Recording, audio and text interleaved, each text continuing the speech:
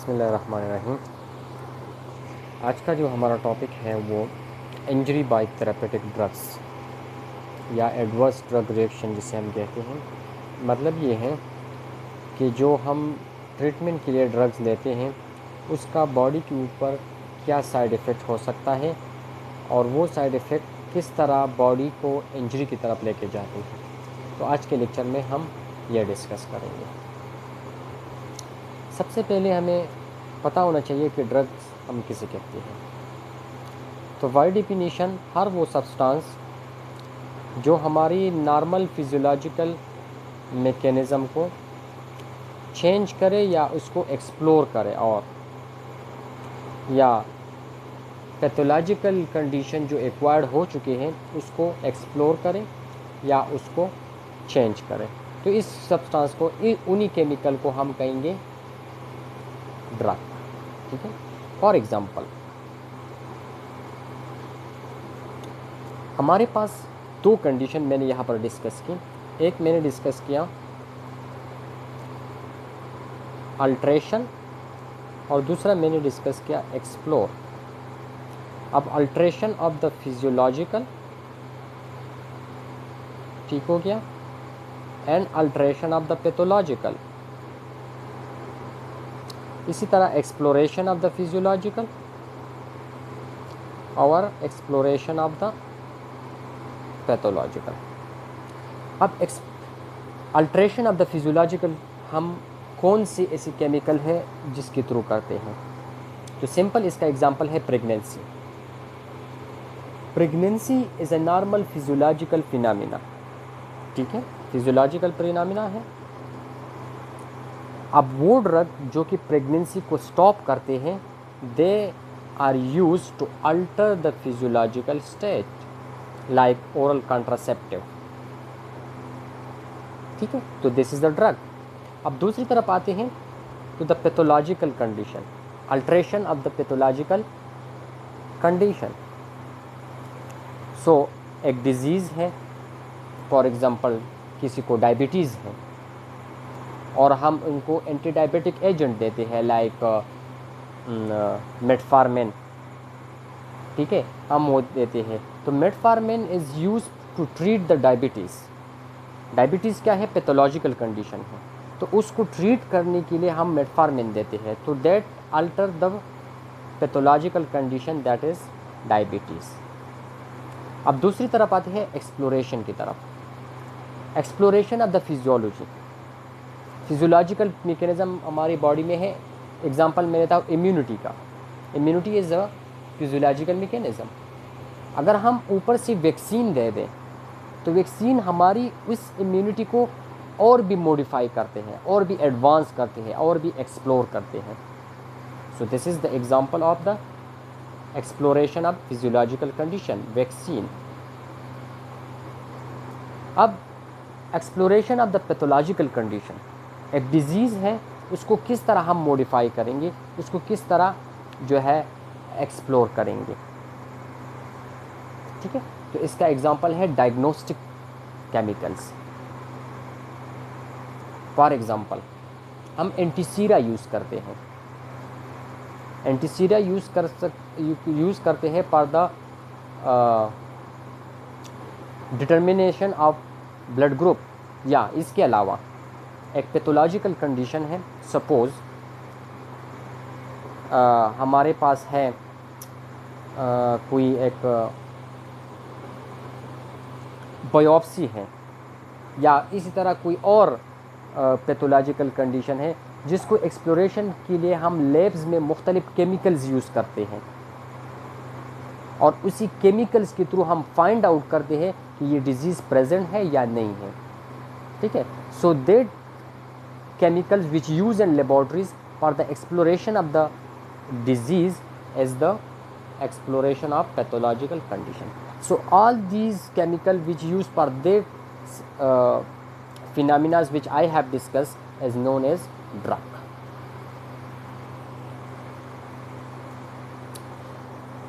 अब ड्रग को अक्सर आप लोगों ने सुना होगा या आम सिंपल इंग्लिश लिंग्विस्टिक में एक लफ्ज़ यूज़ होता है मेडिसन। ये मेडिसिन का लफ्ज़ जो है ये यहाँ पर ठीक नहीं है, लेकिन आम बोलचाल में ये यूज़ होता है for those drug which use only for treatment, जबकि original definition of the medicine ये है कि medicine is the field of study.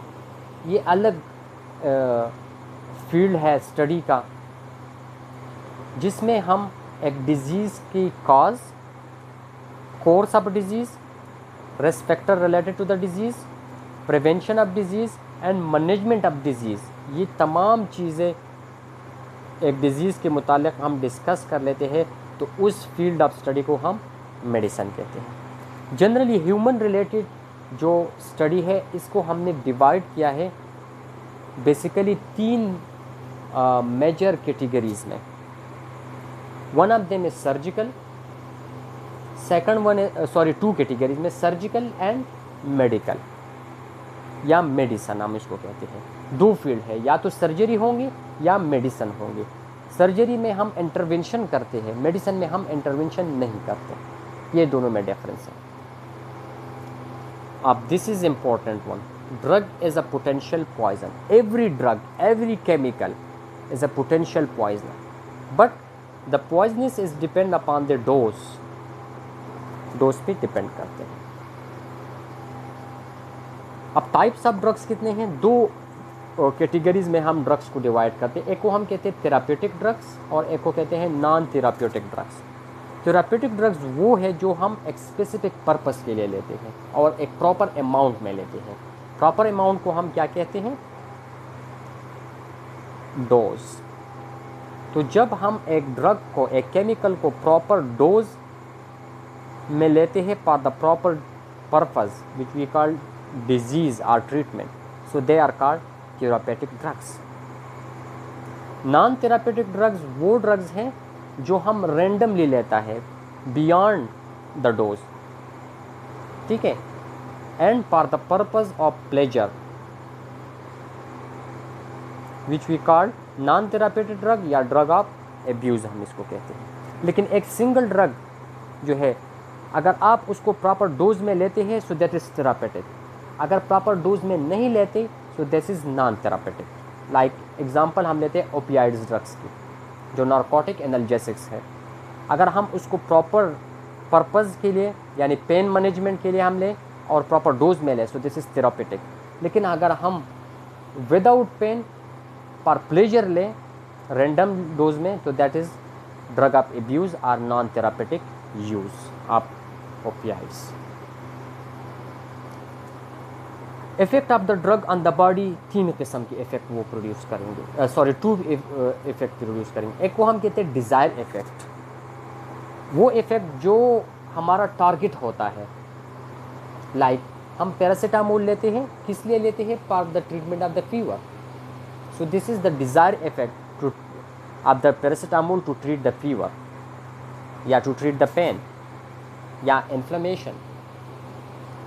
और एक होता है undesire effect which is unwanted effect, which is not the target effect. So unwanted effect 3 किस्म के हो सकते हैं। One is the side effect, this is the type of undesire effect. Side effect predicted eight dose independent, ये dose पर depend नहीं करता। For example एक ड्रग है, मैं उसको नॉर्मल डोज में लेता हूँ, लेकिन हमें पता होता है कि ये फ्ला रिएक्शन जो है ये इससे हो सकते हैं, so this is the side effect, ठीक है। For example beta blocker, beta blocker हम लेते हैं नॉर्मल डोज में for to treat the hypertension और टेकिकार्डिया, लेकिन हमें पहले से ये पता होता है, प्रेडिक्टेड होता है कि इट मे काज ब्रोंकोकंस्ट्रक्शन, ठीक है। हम नॉर्मल डोज में लेते हैं लेकिन हमें पता होता है अगर वो फिर ब्रोंकोकंस्ट्रक्शन काज करता है तो that will be the side effect because we use it in the normal dose. दूसरा है टॉक्सिक इफेक्ट। टॉक्सिक इफेक्ट है प्रेडिक्टेड एंड डोज डिपेंडेंट। हमें पता होता है कि अगर प्लांट ड्रग को हमने हाई डोज में ले लिया तो वो ये डिजीज़ या ये रिएक्शन काज करेंगे, ठीक है। So that is called the adverse effect of the drug. For example, अगर हम ओपियाइड्स को हाई डोज में ले लें, फॉर एग्जांपल मॉर्फिन है, मॉर्फिन हम नॉर्मली यूज़ करते हैं 1.5 मिलीग्राम पर केजी, लेकिन अगर हमने इसको डबल कर दिया 3 मिलीग्राम पर केजी के हिसाब से हमने यूज़ किया, तो हमें पता है पहले से कि मॉर्फिन और ओपियाइड्स कॉल्ड रिस्पायरेटरी डिप्रेशन और वॉमिटिंग, ठीक है। तो हमें पहले से पता है कि अगर हमने हाई डोज में यूज़ किया तो ये वो डिजीज़ काज करेंगे। सो that is called toxic effect. तीसरा है adverse effect which is unpredicted and dose independent.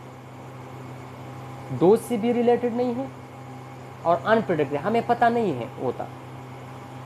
एक डिजीज़ है वो एक ड्रग है, उसका हमें पता नहीं होता कि ये इसका साइड इफ़ेक्ट ये है या इसका टॉक्सिक इफ़ेक्ट ये है। वो खुद से एक रिएक्शन करवा देते हैं, एक नई क्लिनिकल कंडीशन को प्रोड्यूस कर सकते हैं। So that will be the toxic effect. अगर आप एडवर्स इफेक्ट, अगर आप उसको नॉर्मल डोज में यूज़ करें, एबनॉर्मल डोज में यूज़ करें, लेकिन एक अनयूजुअल कंडीशन वो प्रोड्यूस करते हैं, so that will called adverse effect. Like for example muscle relaxant है ट्राक्यूरम या ट्राक्यूरम बेसिलेट, वो अक्सर अगर हम जब लोगों में इंड्यूस करते हैं for the muscle relaxation during the surgical procedure, तो कुछ लोगों में क्लिनिकल रिपोर्ट्स ऐसे आई हैं, रिसर्च बेस्ड है, कि it cause the release of histamine, लेकिन न वो उसके साइड इफ़ेक्ट है ना वो उसकी एडवर्स इफेक्ट। लेकिन कुछ रिपोर्ट्स आई है रिसर्च बेस्ड कि ये काज हो गई, मैकेनिज्म अभी तक अननोन है। So that is the adverse effect of the muscle relaxant, especially जो नॉन डिपोलराइजिंग मसल रिलैक्सेंट्स हैं। एडवर्स ड्रग रिएक्शन हम किसे कहेंगे? The unwanted effect of the drug, ठीक है, that are administer and conventional therapeutic setting. अगर हम normal route, specified drug dose के साथ एक ड्रग को इंजेक्ट कर लें और वो एक रिएक्शन प्रोड्यूस करता है, तो that is called adverse drug reaction, ठीक है, या इसको हम साइड इफ़ेक्ट भी कहते हैं, ठीक है। ये मेडिकल की फील्ड में बहुत ज़्यादा कॉमन है और तकरीबन 7 to 8% जो हॉस्पिटल एडमिटेड पेशेंट होते हैं उसमें अक्सर 7 to 8% पीपल में ये होता है, जिसमें तकरीबन 10% आउट ऑफ टोटल जो है 10% काज डेथ। अक्सर ये होता है, कुछ ड्रग इस तरह होता है कि हम उसको हॉस्पिटल एडमिटेड पेशेंट उसको कंटिन्यूस मेडिसिन मिलते हैं, तो उसी वजह से अक्सर वो हिस्टामिन रिलीज़ करते हैं which cause the anaphylactic shock, ठीक है। अगर प्रॉपरली मैनेज नहीं किया गया एनाफाइलेक्टिक शॉक को, so that will leads to death. ये कुछ लिस्ट हैं, आप लोगों के बुक में भी मेंशन है। कुछ डिजीज़ है which is related to the और उसके रिलेटेड ड्रग हैं, लाइक ब्लड डिसऑर्डर्स, मुख्तलिफ डिजीज़ है like antineoplastic agent, quinidine, immunosuppressant, ठीक है, which cause abnormality of the blood like anaemias, thrombocytopenias. इसी तरह कुछ ड्रग है जो कि स्किन रिलेटेड रिएक्शन करवा देते हैं, कुछ है जो कार्डिक रिलेटेड है, कुछ रीनल हैं, इसके अलावा pulmonary, hepatic, systemic, central nervous system. तो ये ड्रग्स है और उसके रिलेटेड डिजीज़ है, ठीक है, जो कि काज कर सकते हैं कॉमनली। अच्छा, जो हम यहाँ पर इस लेक्चर में डिस्कस करेंगे वो कुछ ही ड्रग्स हैं जो कि फ्रीक्वेंटली अक्सर यूज़ होते हैं, तो हम इसलिए उसको डिस्कस करेंगे। लाइक हार्मोनल थेरापी है, ओरल कॉन्ट्रासेप्टिव है, एसेटोमाइनोपिन है, एस्पिरिन है, जो कॉमनली यूज़ होते हैं, तो उसको कि हम उसी ड्रग्स को हम ओनली डिस्कस करेंगे। तो सबसे पहले हम आते हैं टुवर्ड द मेनोपाजल हार्मोनल थेरापी, या हम इसको सिंपली MHT कहते हैं। अक्सर ये जब मेनोपाज होते हैं and the age of late 40s and early 50s, उसमें मेनोपाज होते हैं, stop of the menstrual cycle होते हैं। तो मेंस्ट्रुअल साइकिल स्टॉप होने की वजह होती है हार्मोनल डिफिशिएंसी। तो हार्मोनल डिफिशिएंसी की वजह से भी बॉडी में कुछ इफेक्ट होते हैं, लाइक ऑस्टियोपोरोसिस। तो बाज़ लोग या अक्सर कुछ लोग सेक्सुअल डिज़ायर के लिए भी MHT को लेते हैं, या ऑस्टियोपोरोसिस को कंट्रोल करने के लिए, या पोस्ट मेनोपाजल जो डिजीज़ होती है, जो सिम्टम होते हैं, उसको ट्रीट करने के लिए, उसको कंट्रोल रखने के लिए लोग MHT लेते हैं। ठीक है, तो इस MHT में क्या होते हैं, या इसको HRT भी कहते हैं, हार्मोनल रिप्लेस थेरापी। उसमें वही हार्मोन जिसकी डिफिशिएंसी आ चुके होते हैं in the menopausal region, like oestrogen and progesterone, उसकी कम्बिनेशन में ये ड्रग आते हैं। एस्ट्रोजन एलोन जो है ये नहीं यूज़ होते इन द नॉर्मल वुमेन, क्योंकि यूट्राइन कैंसर के चांसेस होते हैं, लेकिन वो वुमेन यूज़ करते हैं जो कि एस्टेरेक्टोमाइज्ड होते हैं, जिससे यूट्रस जो है वो रिमूव किया गया हो। ठीक है, तो वो फिर एस्ट्रोजन को एलोन भी लेते हैं, लेकिन जो नॉर्मल है जिसमें यूट्रस मौजूद होते हैं तो वो फिर कम्बिनेशन में लेते हैं, एस्ट्रोजन एंड प्रोजेस्टेरोन के कम्बिनेशन में। ठीक है, तो मैंने जिस तरह बता दिया कि ये क्या करते हैं, ऑस्टियोपोरोसिस को कंट्रोल करते हैं और reduce the chances of myocardial infarction, but at increase the risk of breast cancer, stroke and venous thromboembolism. ठीक है, तो ये वो तो इसकी बेनिफिशियल इफ़ेक्ट है, लेकिन ये उसकी जो है एडवर्स ड्रग इफ़ेक्ट है। बट ये ओल्ड कॉन्सेप्ट था। अब न्यू कॉन्सेप्ट जो है वो MHT की इफ़ेक्ट को इन्हीं जो 7 डिफरेंट फैक्टर्स है इसके ऊपर उसको कैटेगराइज करते हैं, उसको एनालाइज करते हैं। इसमें पहला है टाइप ऑफ हार्मोन थेरापी रिजिमेंट, मतलब ये कि वो जो MHT लेते हैं वो सिंपल एस्ट्रोजन है या एस्ट्रोजन एंड प्रोजेस्टेरोन कम्बिनेशन में है। दूसरा एज, अर्ली मेनोपाजल एज में लेते हैं या लेट लेते हैं। Underline condition of the women at the start, जिस वक्त वो स्टार्ट करते हैं, जिस एज में वो MHT को स्टार्ट करते हैं, उसी ड्यूरेशन में, उसी एज में उसको कोई और डिजीज़ है या नहीं है, कोमॉर्बिडिटी है या नहीं है। ड्यूरेशन ऑफ ट्रीटमेंट कितने टाइम के लिए वो लेंगे, 5 साल के लिए लेंगे, 10 साल के लिए लेंगे, 1 साल के लिए लेंगे। डोज, ठीक है, formulation of the hormone and route of administration, IV लेते हैं या ओरल लेते हैं। तो ये चीज़ें डिपेंड करते हैं हार्मोन थेरापी की इफेक्ट पे। अब risk and benefit ratio of the MHT क्या है। ब्रेस्ट कैंसर की तरफ आते हैं तो जो MHT कम्बिनेशन में आते हैं, they increase the risk of breast cancer, लेकिन उन्हीं वोमेन में जो कंटिन्यूसली 5 to 6 ईयर या उससे ज़्यादा MHT को यूज़ करते हैं, तो इसमें ब्रेस्ट कैंसर के चांसेस ज़्यादा होते हैं।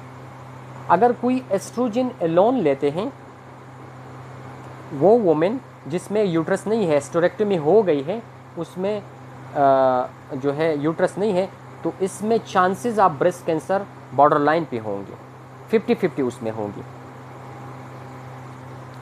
क्रोनरी आर्टरी डिजीज़ MHT जो है वो उन्हीं वोमेन में CAD यानी क्रोनरी आर्टरी डिजीज़ को रिड्यूस करेंगे, प्रिवेंट करेंगे, जिसका एज लेस देन 60 ईयर हो। लेकिन अगर मोर देन 60 ईयर है और MHT लेते हैं तो CAD जो है वो उसको प्रिवेंट नहीं कर सकते, क्योंकि उसका मेन रीज़न है रिसेप्टर्स। जो MHT एस्ट्रोजन और प्रोजेस्टेरोन का रिसेप्टर है वो आफ्टर 60 ईयर डिजेनरेट होना स्टार्ट हो जाते हैं। ठीक है, तो फिर उसका कोई इफेक्ट नहीं है।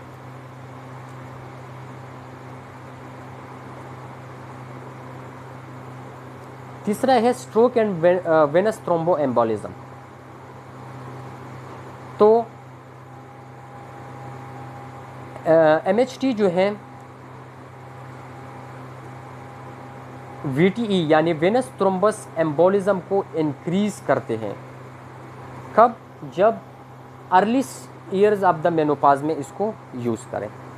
लाइक किसी को 52 पे मेनोपाज हो गया है तो वो 52, 53 या 54 में अगर वो स्टार्ट कर लेता है MHT को तो वेनस थ्रोम्बो एम्बोलिज्म की चांसेस ज़्यादा होंगे।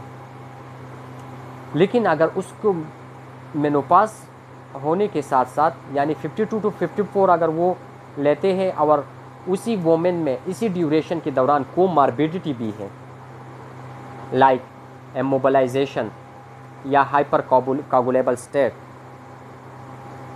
ठीक है, जिसमें कोगुलोपैथी होती है, ठीक है, तो इसी कंडीशन में ये चांस और भी बढ़ जाते हैं। लेकिन VTE और स्ट्रोक के चांसेस अगर ट्रांसडर्मल यूज़ करें, ठीक है, स्किन के ऊपर जब इंजेक्ट करते हैं, अगर उसमें यूज़ करते हैं पेचेस के पाम में, तो उसमें चांसेस कम हुई as compare to the oral. दूसरा जो ड्रग है जो कि प्रेगनेंसी स्टॉप करने के लिए यूज़ होते हैं, like which is we called oral contraceptive. इसमें ओरल कॉन्ट्रासेप्टिव में हमारे पास दो चीज़ें होते हैं, एस्ट्राडायोल, ठीक है, synthetic estradiol plus progesterone. Estrogen इसमें नहीं होती क्योंकि estrogen promote pregnancy while progesterone inhibit pregnancy. कुछ कॉम्बिनेशन इस तरह है जिसमें ओनली प्रोजेस्ट्रॉन है, लेकिन इसका जो इफेक्ट है बॉडी के ऊपर वो ब्रेस्ट कार्सिनोमा यानी ब्रेस्ट कैंसर, तो इस पर इसके ऊपर कोई इफेक्ट नहीं है। कोई ओरल कॉन्ट्रासेप्टिव यूज़ करते हैं तो ब्रेस्ट कैंसर काज नहीं करते। जबकि एंडोमेट्रियल जो inner layer of the myometrium है और ओवरियन, उन दोनों को कैंसर के चांसेस कम कर देते हैं। ब्रेस्ट कैंसर के ऊपर कोई चांस इफेक्ट नहीं है, जबकि एंडोमेट्रियल एंड ओवरियन कैंसर को कम करते हैं, जबकि सर्वाइकल कैंसर को इंक्रीज करते हैं। ठीक है, ब्रेस्ट कैंसर के ऊपर कोई इफेक्ट नहीं है, इसको डिक्रीज करते हैं, जबकि सर्वाइकल कैंसर को इंक्रीज करते हैं। पर्टिकुलरली वो वोमेन जिसमें HPV मौजूद हो, ह्यूमन पिपिलोमा वायरस, जो उससे ऑलरेडी इन्फेक्टेड हो, ठीक है, तो इसमें चांसेस ऑफ सर्वाइकल कैंसर फिर ज़्यादा होते हैं। इसके अलावा थ्रोम्बो एम्बोलिज्म के साथ इसका क्या रिलेशन है? तो थ्रोम्बो एम्बोलिज्म की चांसेस ज़्यादा है इसमें, क्योंकि oral contraceptive increase the production of coagulating factors. जो 13 फैक्टर्स हैं वो फैक्टर्स की प्रोडक्शन को इंक्रीज करते हैं and the liver, and that factors cause the coagulation, ठीक है, and that leads to the thromboembolism, venous thromboembolism and pulmonary embolism, ये दोनों के चांसेस ज़्यादा हैं। कोरोनरी आर्टरी डिजीज़ के ऊपर इसका इफेक्ट नहीं होता उन्हीं वोमेन में जिसका एज लेस देन 30 हो। लेस देन 30 में कोई इफेक्ट नहीं होगा, या अगर 30 से किसी वोमेन का एज ज़्यादा है लेकिन वो नॉन स्मोकर है तो इस पर कोई इफेक्ट नहीं होगा। बट वो वोमेन जिसका एज भी 30 से ज़्यादा है और स्मोकिंग भी करते हैं तो इसमें चांसेस फिर डबल होते हैं। हेपेटिक एडिनोमा पर इसका इफेक्ट ये है कि it cause benign hepatic tumour, specially वो ओल्डर वोमेन, ठीक है, जो कि ओरल कॉन्ट्रासेप्टिव को लॉन्ग टाइम के लिए, यूजुअली ये आफ्टर 40s एंड 50 के दरमियान अगर कोई कंटिन्यूसली फॉर 10 ईयर्स यूज़ करते हैं तो हेपेटिक एडिनोमा की चांसेस फिर ज़्यादा होते हैं। तीसरा है हमारे पास एसिटोमाइनोपिन, द NSAID, ठीक है, थेरापेटिकली डोजेस पे ये यूज़ होता है as a analgesic and antipyretic, ये आप लोगों को पता है। ठीक है, ऑलरेडी, और ये सेफ ड्रग्ड है क्योंकि इसका जो थेरापेटिक इंडेक्स है वो लार्ज है, ठीक है।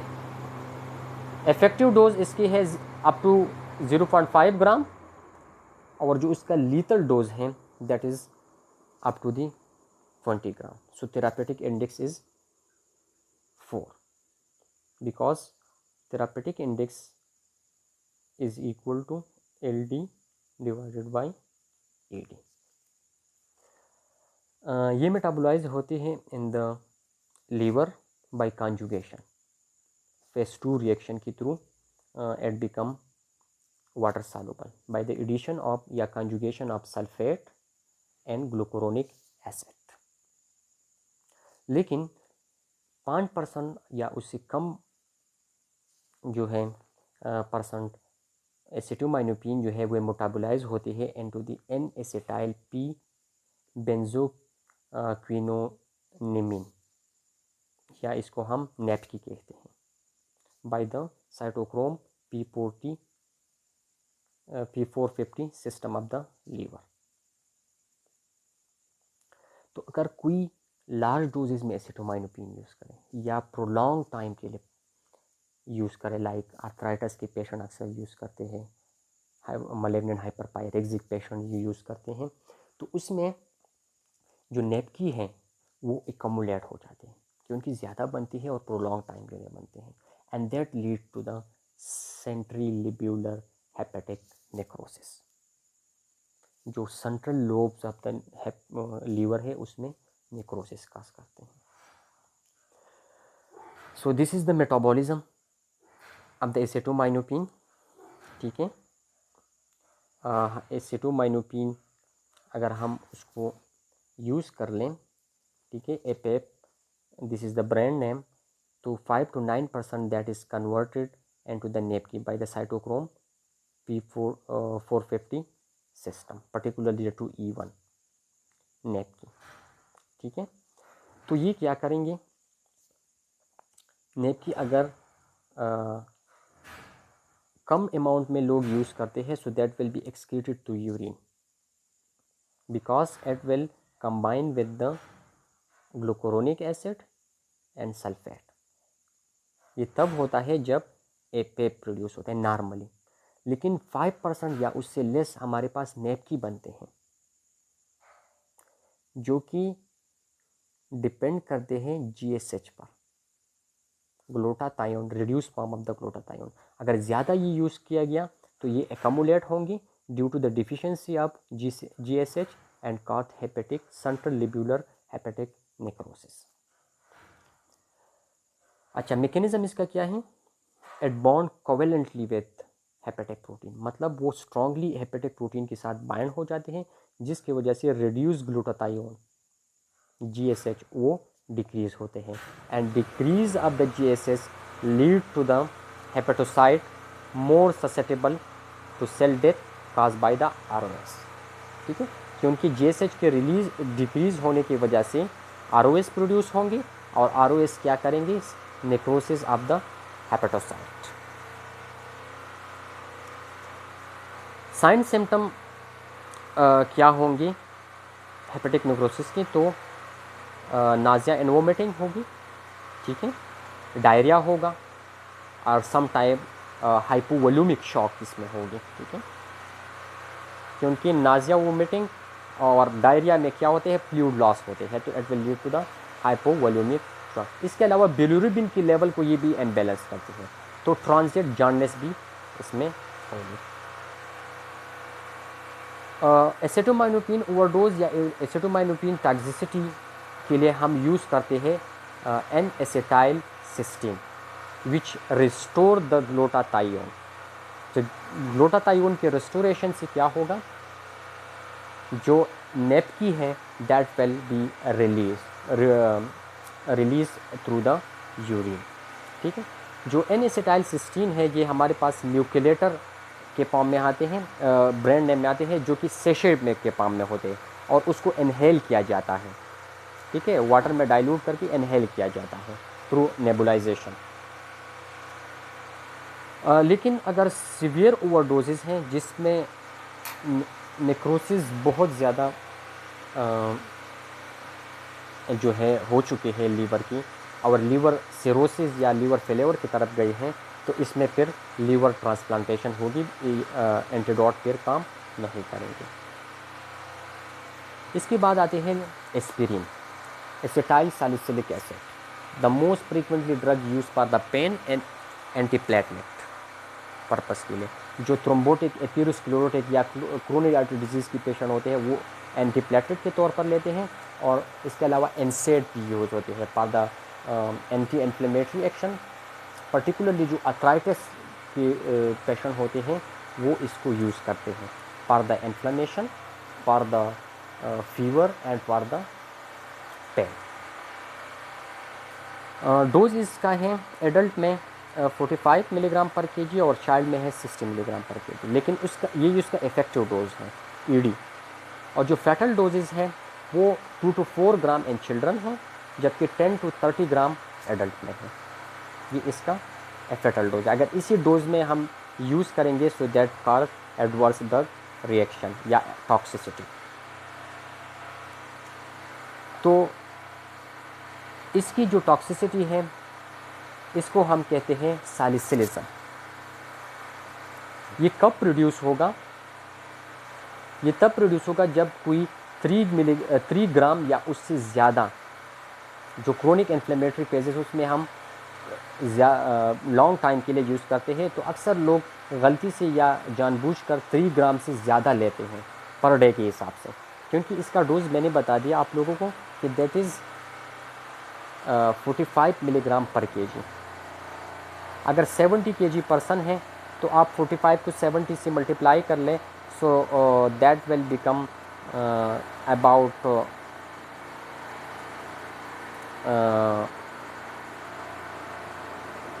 समथिंग विच इज़ 280 या 2.8 ग्राम एक्सेट्रा आते हैं, ठीक है। लेकिन अगर किसी ने 3 ग्राम से ज़्यादा यूज़ कर दिया, ठीक है, डेली और मोर, तो उसमें फिर सैलिसिलिज्म काज होगी। सैलिसिलिज्म को हम किस तरह मैनिफेस्ट करेंगे? By tinnitus. Tinnitus mean ringing in the ear, ringing in the ear, और डिफ़िकल्ट, इसके साथ साथ डिफ़िकल्टी भी होगी हियरिंग में, हियरिंग प्रोसेस सही तरह से नहीं होगी। Nazia, vomiting and diarrhoea central nervous system पर भी इफ़ेक्ट करेंगी, ठीक है, क्योंकि हाइपर लेवल में बिलिरुबिन जो है फिर ब्लड ब्रेन बैरियर, जो एसिटामिनोफेन एस्पिरिन है वो ब्लड ब्रेन बैरियर को क्रॉस करते हैं, ठीक है, जिसकी वजह से हेडेक, डिजीनेस, कन्फ्यूजन, ड्रोनिस, और सम टाइम ये जो कंडीशन है ये डेवलप करते हैं कन्वल्जन को, which leads to the coma. इसके अलावा acute erosive gastritis, erosive inflammation cause करते हैं in the stomach which leads to the gastric ulceration. तो गैस्ट्रिक अल्ट्रेशन में फिर क्या होगी? जीआई ब्लीडिंग होगी, गैस्ट्रोइंटेस्टाइनल ब्लीडिंग होगी, which will be manifested in a form of melena. Melena mean blood in the stool. इसके अलावा ब्लीडिंग टेंडेंसी भी ज़्यादा होगी, क्योंकि इसकी वजह से हेपेटिक में जो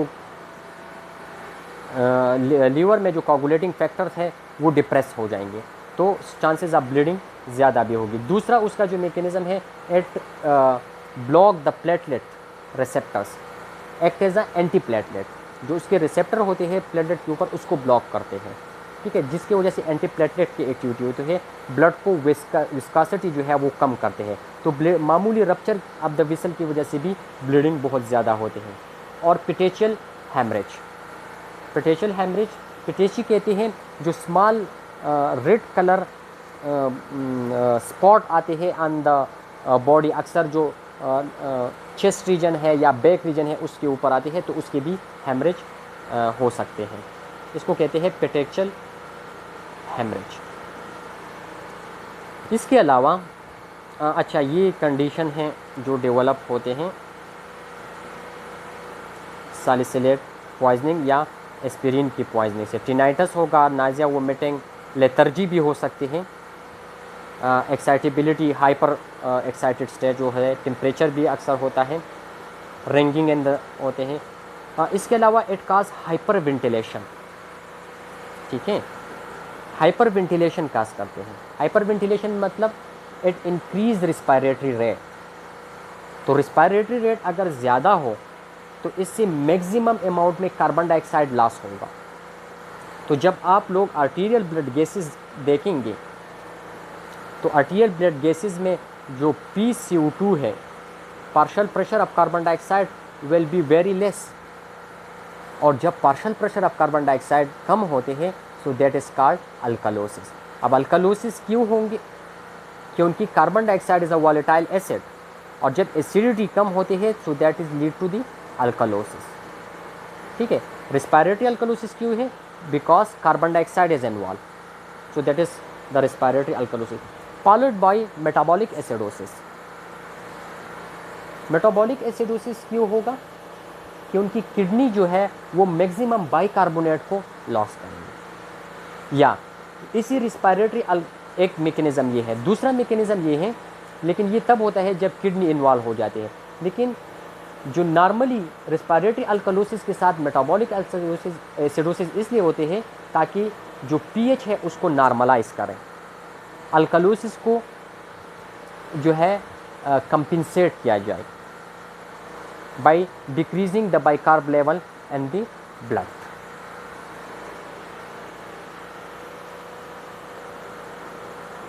इसके अलावा अक्सर लोग जो हैं एनाल्जेसिक की कम्बिनेशन लेते हैं, जिसको हम कहते हैं मल्टी मोडल एनाल्जेसिया।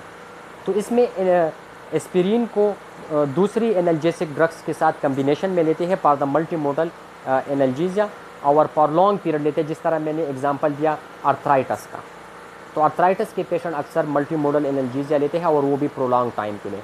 सो उसी पेशेंट में फिर काज होगा ट्यूब्यूलर इंटरस्टिशियल नेफ्राइटिस, ठीक है।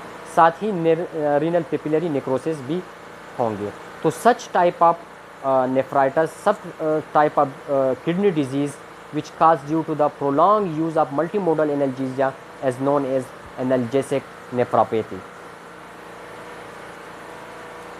So that was about the drugs related toxicity which is the therapeutic drugs, क्योंकि ये सब ड्रग जो है यूज़ होते हैं फॉर द थेरापेटिक पर्पस। तो इसकी जो एडवर्स रिएक्शन होते हैं डोज रिलेटेड या प्रोलॉन्ग यूज़ रिलेटेड, तो वो हमने डिस्कस कर दिया, ठीक है। इसके अलावा के मुतालिक अगर कोई क्वेश्चन हो लेक्चर में तो फिर आप लोग मेरे साथ डिस्कस कर लें। Thank you.